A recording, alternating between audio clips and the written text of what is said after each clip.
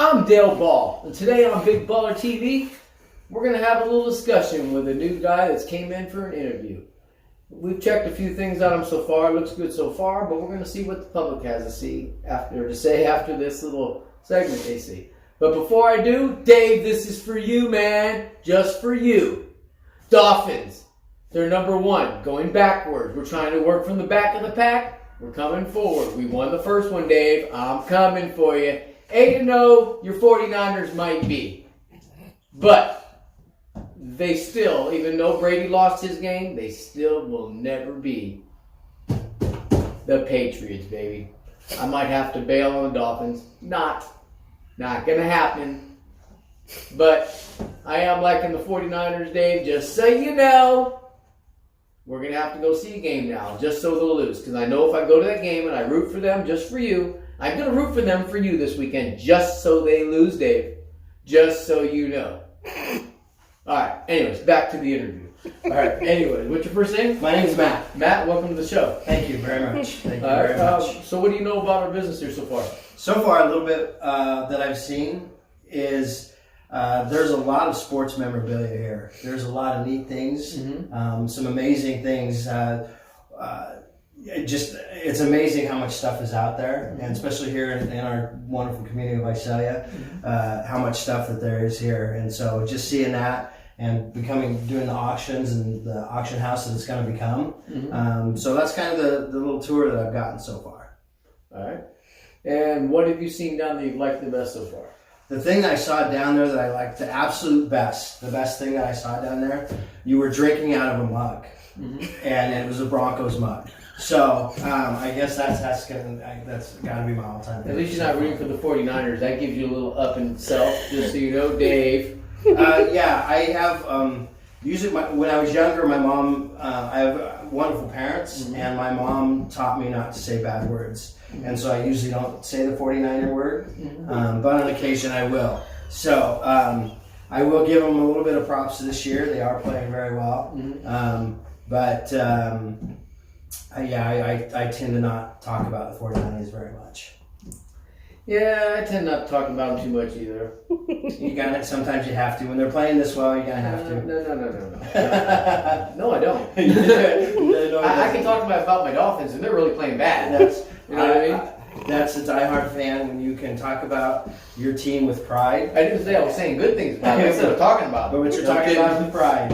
And just as I can talk about my Broncos with pride. And we're in the same boat with you right now. Well, almost. Elway at least got a Super Bowl before he retired. John, you did great on that. Yes. Dan, I'm going to cry for you. You're underrated still because you didn't get your ring. Yeah, I really think John is one of the greatest quarterbacks of all time. Yeah, my opinion. But great quarterback, something to watch growing up, and just love my Broncos. Yeah, when I went out to Mile High Auctions about 3 weeks ago, go see my buddy Mitch out there, I actually drove by the stadium. But what was kind of ironic was the first time we went out there on our trip back from back east, remember that, Teresa? We were driving by the stadium right as the news came over that the owner had just died. We were driving by the stadium, looking at the stadium as that came over. And I've never been there before. Yeah. That was kind of a. I'm not super sentimental about things like that, but he brought that organization to what it is, and he's a special person for a special community. I have not been fortunate enough to been to that stadium. However, growing up in Denver, I grew up in Denver till I was 19. I was there till I was 19, and visited Mile High many times, and just a lot of special memories going to Bronco games and watching them play, and just growing up being a huge Broncos fan. Okay, well, we're going to put you to the test. Okay. Ready? Okay. Here comes Bronco memorabilia. I'm hitting you on the broadside. Tell me what you know about this. 1986-87 Fleers. Basketball. That's going to be a tough one because my Fleers that I had were all baseball. But I know about Danny Ainge. Danny Ainge is outstanding point guard.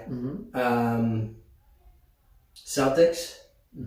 And and he's still involved. I think he's still involved but he was an outstanding point guard. Charles Barkley. I don't know about him sometimes. Charles Barkley is one of the greatest players ever with a big melon head. Yeah. Take a look at this. This is the 86-87 Fleers.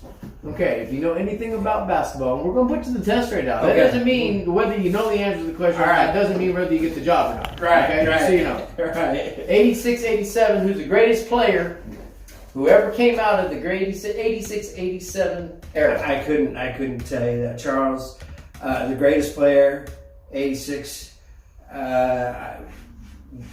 Isn't Michael Jordan in that era? There you go. So, not too bad. Good guess. Hey, guesses aren't bad. Yeah. That's exactly what it is. Yeah, I was thinking he was a little bit younger than that, but I actually do like Charles Barkley, and I also like watching Charles Barkley. This gentleman right here is doing also Patrick Ewing. Patrick Ewing, one of the best players ever that came in that time. So I'll tell you a quick story Go ahead. about that time.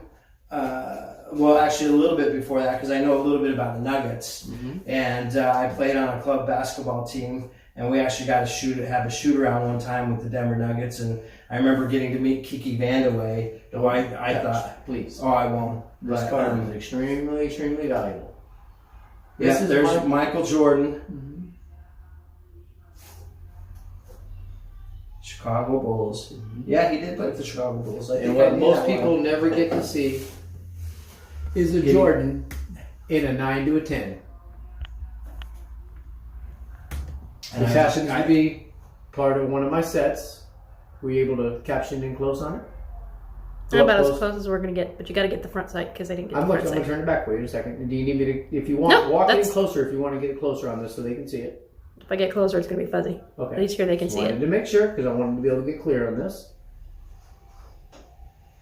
I'm probably going to send this card out to grading. Don't need to. I already know it's real because it's mine. But it's part of our set right here in 86, as you can see, and 87 Fleers. This set in itself is for sale at Big Baller Auctions just by being able to walk in to purchase it. Once I send it out to grading, obviously the numbers are going to go up. You can tell by looking at the different things in this book that will show you. And so you've had this for how long? We've had it for a little while. 86. My grandmother. You're awesome. Okay. This Patrick Ewing, very, very beautiful card. Until you turn it to the back and see that the back of it's offset a little bit.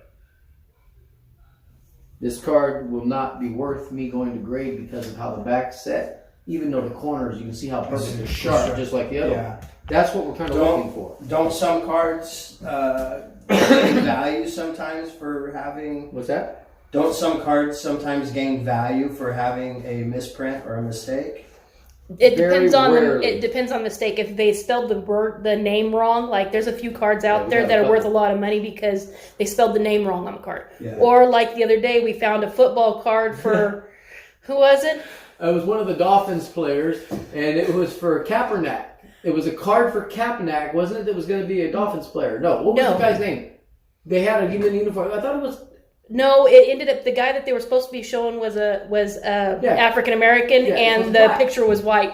The guy in the picture was They white. had a uniform for him like that. He's not even supposed to be in that uniform. Yeah, he wasn't even supposed to be in the Dolphins uniform. That's what was ironic about that card that caught my attention right off the bat. That's what I was saying. It was Kaepernick in a Dolphins uniform. And that was what caught my attention the first thing. But what really got me is when I looked at it, he was white. And I went, Yeah, wow, that's really not Kaepernick right there. That's not. So that was a major misprint. We got that under the counter now. I'm actually going to send that one in for grading because I want to see what that'll do. Sending that out to auction. I'm going to send that out to Baja and see if they'll take it and see what happens. Anyways, if you look at the cards in this, every card in this book is in almost near mint condition. I could send any one of these cards in, bring 20, 30, or no, 2, 3, 4, 5, 8, $10,000 off the card. Especially when the front of the first ones you looked at, Kareem Abdul-Jabbar, any one of them. Yeah. Okay, these are great cards. But what you're looking for on the cards See how crisp the corners Right, are? you want crisp corners. And I do know just a little bit about See how, understanding. if you're looking at the print of it, you see how the top of it's perfectly margined, the sides are perfectly margined Right. from where it's placed, just like looking at a normal picture. Okay? When you get to the backs of some of them, you get to see how sometimes they're set off like this one here. See how there's an excess of white right here? Right. And over here there's not. As I was showing him, and it's not real bad on this card. Right here, you can see there's an excess of white compared to here. It's a little bit off center. Now, they may not hit me on that card when I send it in. Other ones they're going to, like what I'll show you.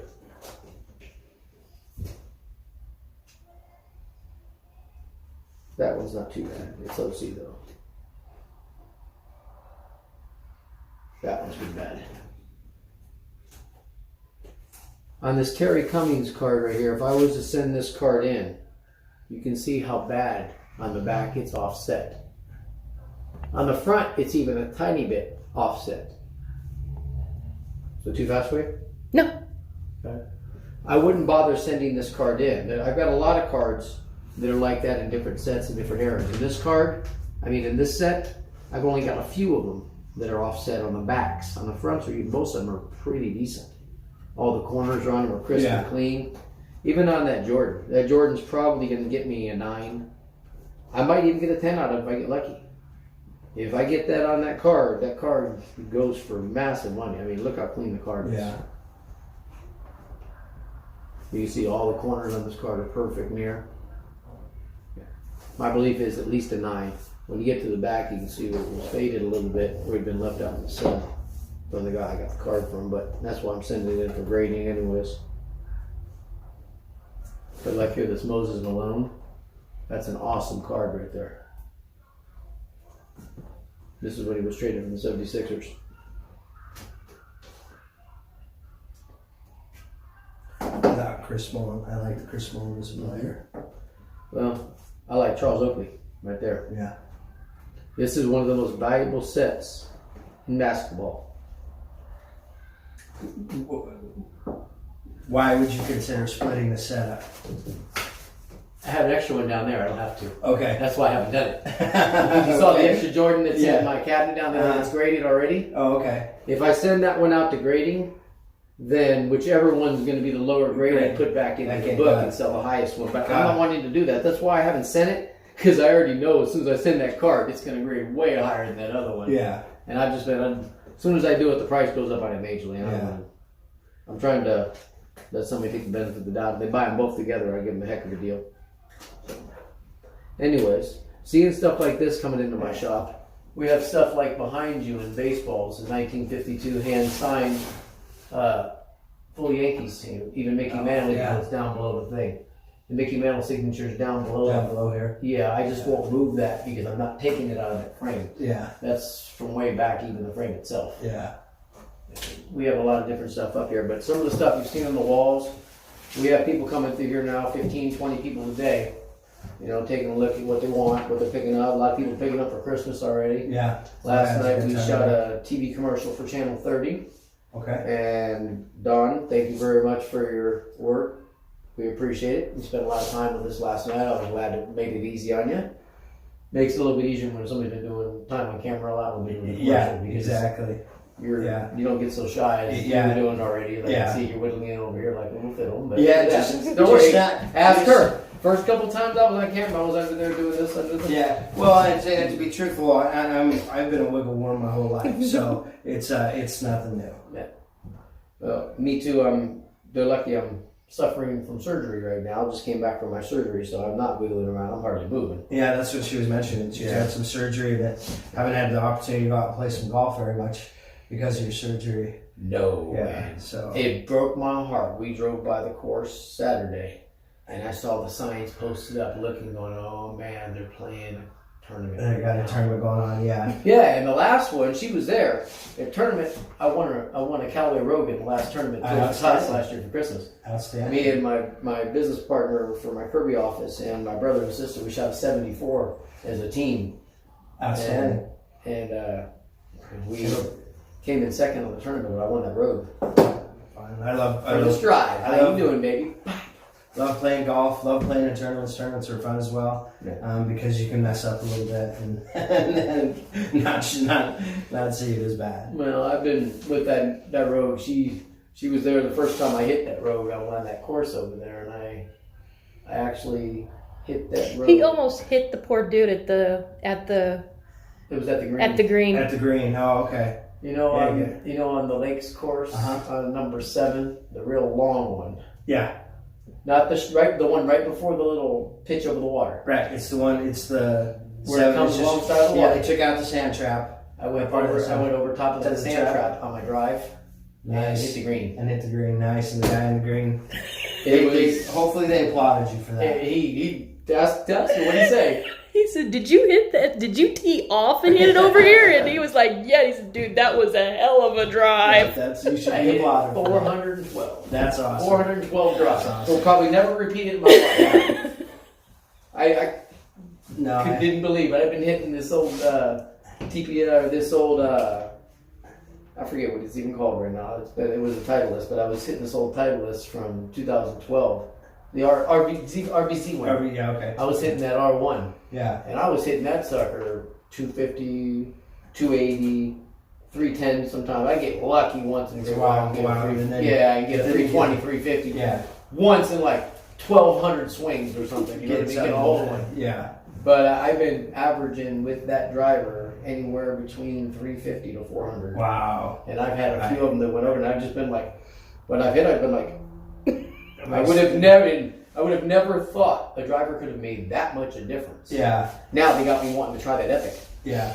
Can't swing it. They're lucky because I'd spend the money on it right now. Yeah. I'd put my Callaway up to auction. No kidding.